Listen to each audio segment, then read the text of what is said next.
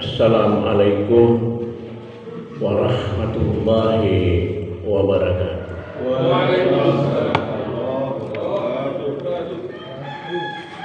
Bismillahirrahmanirrahim. Alhamdulillahirabbil alamin.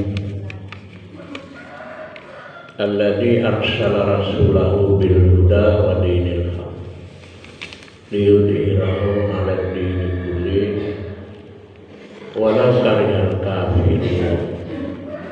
Asyhadu an la ilaha illallah wahdahu la syarikalah wa asyhadu anna Muhammadan abduhu wa rasuluh.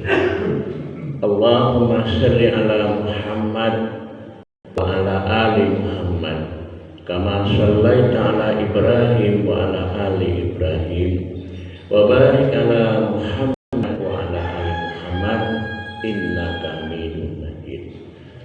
Qala Allah Ta'ala fi kitabil karim, a'udzu billahi minasyaitonir rajim. Bismillahirrahmanirrahim. Wa aqimus salata wa atuz zakata warka'u ma'ar raki'in. Bapak Ibu sekalian, para jamaah sholat subuh Masjid Al-Huda yang dirahmati Allah Subhanahu wa Ta'ala. Alhamdulillah, kita senantiasa bersyukur kepada Allah Subhanahu wa Ta'ala yang telah memberikan nikmat iman dan Islam, yang telah memberikan kekuatan lahir dan batin, sehingga sampai dengan hari ini, insya Allah hari ini kita melaksanakan ibadah puasa hari ke-23 Pak ya? 24 tapi cepat sekali waktunya Pak, terasa cepat ya. Dan kita juga merasa nikmat Pak, puasa itu memang nikmat sekali Pak. Oleh karena itu kita doakan mudah-mudahan tahun depan juga kita ketemu bulan Ramadan lagi. Salawat dan salam mudah-mudahan tetap tercurah kepada junjungan kita Nabi Muhammad SAW sebagai Nabi akhir zaman, penutup dari sekalian Nabi. Pada pagi hari ini saya akan mengangkat materi tentang zakat fitri dan zakat mal. Karena saya dapat WA dari Lajismu Kabupaten Malang, PDM Kabupaten Malang. Itu menetapkan bahwa zakat fitri itu telah ditentukan 3 kg makanan pokok atau uang 40.000 rupiah. Itu ketetapan dari sana. Nah, setelah saya kaji keputusan pimpinan Pusat Muhammadiyah, Majelis Takjid itu menetapkan 2,5 kg beras makanan pokok Pak. Jadi kalau kita di lingkungan Muhammadiyah harus terikat dengan keputusan Majelis Takjid dan Majelis Tajdid. Itu mereka yang punya wewenang untuk menetapkan, bukan Lajismu itu. Lajismu itu kan sebagai pelaksana. Maka dari itu di dalam Al-Quran Allah mengatakan wa aqimus salata wa atuz zakat warka'u ma'ar raki'in. Dan dirikan sholat, keluarkan zakat, dan ruku bersama orang-orang yang ruku. Maksudnya kita ruku bersama, artinya sama-sama kita melaksanakan sholat berjamaah. Apalagi dalam bulan Ramadan itu pahalanya itu luar biasa, banyak sekali Pak itu. Kalau di luar bulan Ramadan kan hanya 10 kan. Man ja'a bil hasanati falahu asyru amsalihha. Kalau kita beramal saleh, Allah memberi pahala 10. Tapi di dalam bulan Ramadan itu isruna ila sab'ami'atan da'fin, dari 10 sampai 700. Oleh karena itu mari dalam bulan Ramadan itu kita menggunakan waktu dengan sebaik-baiknya. Sisa umur yang ada itu kita terus meningkatkan amal ibadah kita. Dalam hadis Nabi mengatakan buniyal Islamu ala khamsin. Syahadatu an la ilaha illallah wa anna Muhammadar Rasulullah. Wa iqamus salam wa itid zakat wa tasawum Ramadan wal hijjul baiti man istata ilaihi sabila. Jadi agama Islam itu dibangun, dibina di atas 5 pokok ajaran Islam. Pertama adalah syahadat. Sebab syahadat itu baik syahadat Rasulullah maupun syahadat Allah itu merupakan kunci pembuka orang itu masuk Islam. Yang kedua, dirikan sholat. Baru ketiga itu mengeluarkan zakat. Baru keempat puasa, kelima haji. Jadi berarti zakat itu merupakan rukun Islam yang tidak bisa dipisahkan dengan puasa, sholat.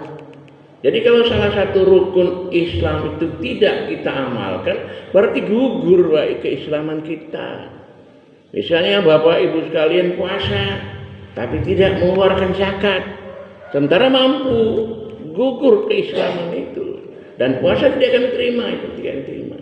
Jadi kalau sudah puasa harus mengeluarkan zakat fitri.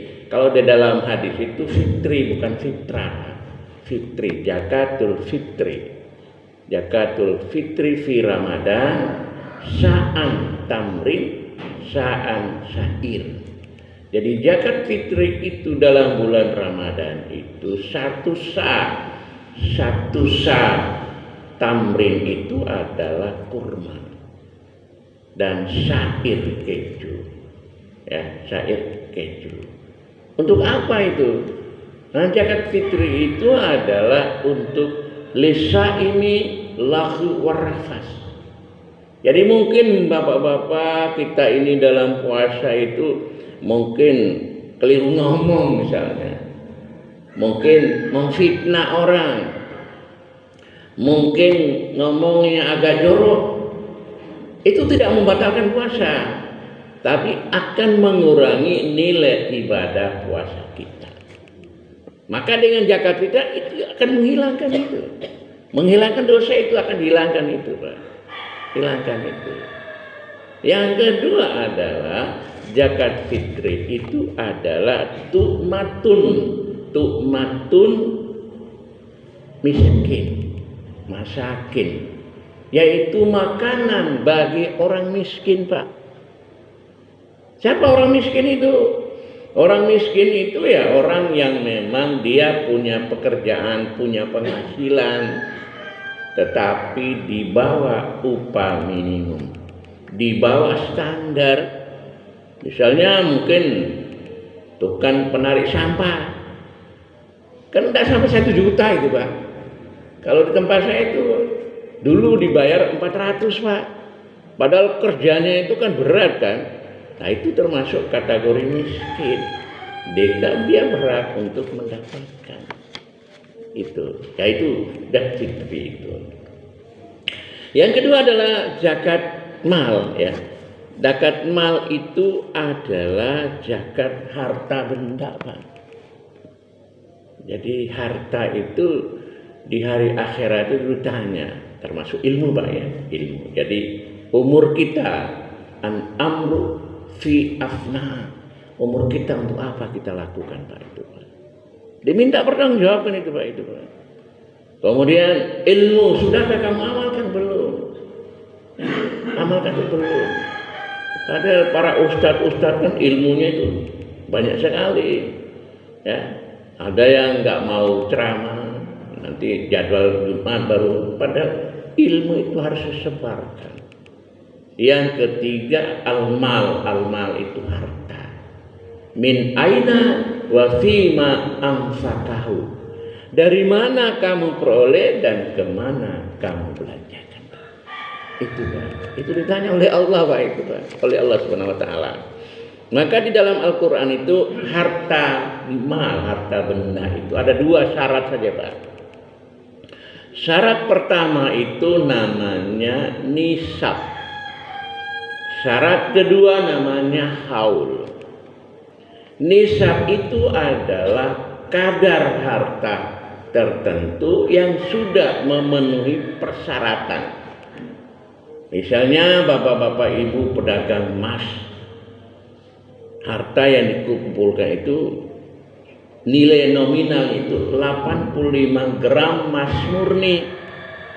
Kalau misalnya emas itu 1 per gram 1 juta, berarti 85 juta nilai nominalnya itu. Maka wajib mengeluarkan zakat. Yang kedua adalah apa? Haul. Tadi nisab, haul. Haul itu artinya harta yang kita miliki itu sudah mencapai 1 tahun Pak. 1 tahun. Jadi kayak kemarin saya khotbah di Aulil Absar itu. Habis khotbah banyak yang datang dan diskusi. Ada orang yang gini Pak, ada bapak pensiunan itu dengan ditabung Pak. Setelah dia pensiun diambil. Apa itu ada zakat malnya itu dihitung. Kalau sudah nilai nominalnya 85 gram yaitu sekitar 85 juta, keluarkan 2,5% Pak. 2,5% itu kesepakatan para ulama. Nah 2,5% kali 85 juta berapa itu? Saya hitung-hitung sekitar 2.125.000 rupiah Pak. Dari 85 juta itu. Banyak mana itu Pak? Karena masih banyak kan? Masih banyak itu. Terus kepada siapa zakat itu disalurkan Pak? Itu dilihat dalam surat At-Taubah ayat 60 Pak. Innamas shadaqati lil fuqara wal masakini.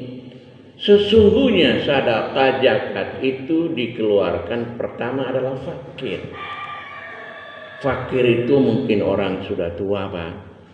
Ya mungkin di atas 70-an, sudah tidak bekerja. Barangkali makan itu dari harapan anaknya, itu fakir. Fakir itu. Kalau miskin, seperti tadi itu saya menjelaskan itu.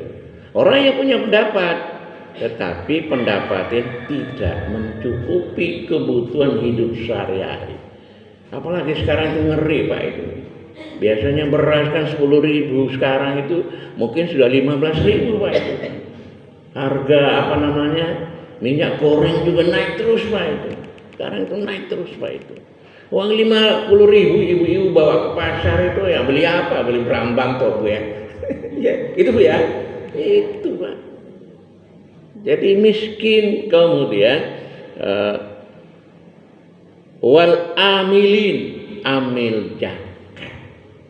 Orang yang ngurus zakat itu. Kalau orang yang ngurus zakat fitrah dia nggak dapat itu, tidak boleh itu. Hanya dia mengurus zakat mal itu yang dia dapat. Dia kan harus menulis, mencatat, mengetik, mengedarkan. Setelah itu menerima, dicatat, kemudian dibagikan, didistribusikan. Setelah itu dilaporkan. Itu amil, tugasnya itu Pak, amil. Yang ketiga empat adalah wal mu'allaf. Mu'allaf itu orang yang lemah iman. Artinya mungkin dia baru masuk Islam, mungkin Pak itu Pak. Atau mungkin ada tanda-tanda dia mendekat Islam, kita harus kasih Pak. Kemudian berikutnya adalah wal mu'allafi qulubihum wa firriqab. Firriqab itu uang zakat mal itu digunakan untuk membebaskan para budak. Sekarang nggak ada budak Pak, nggak ada. Zaman Nabi budak banyak Pak. Misalnya Bilal itu budak itu. Budak itu artinya orang yang diperjualbelikan Pak. Jadi misalnya dalam bepergian musafir ada orang kayak Nabi Yusuf itu dijadikan budak oleh Raja Mesir. Itu budak. Salman Al-Farisi dari Persia dia menuju kemana Madinah ingin ketemu Nabi, karena dia mendapat pesan dari pendeta bahwa ini sudah waktunya muncul seorang Nabi di akhir zaman. Tandanya ini. Akhirnya berangkat, ternyata dijadikan budak, dijual pada orang Yahudi. Nah, mereka itu uang zakat mal itu untuk menebus, Pak. Mahal, Pak, itu. Abu Bakar itu berapa kilogram emas murni untuk menebus Bilal itu. Itu namanya firqah. Kemudian berikutnya al-ghorim. Ghorim itu orang yang punya utang, Pak. Jadi utang di sini ada bagi orang yang memang diutang untuk konsumtif, kebutuhan makan tiap hari, dan dia tidak mampu membayar. Bukan orang yang ghorim itu ya kan bisa kredit mobil, kredit rumah, dia tiap bulan kan bisa bayar, itu bisa bayar. Bukan itu, Pak. Kok enak temen ya? Itu yang maksud itu.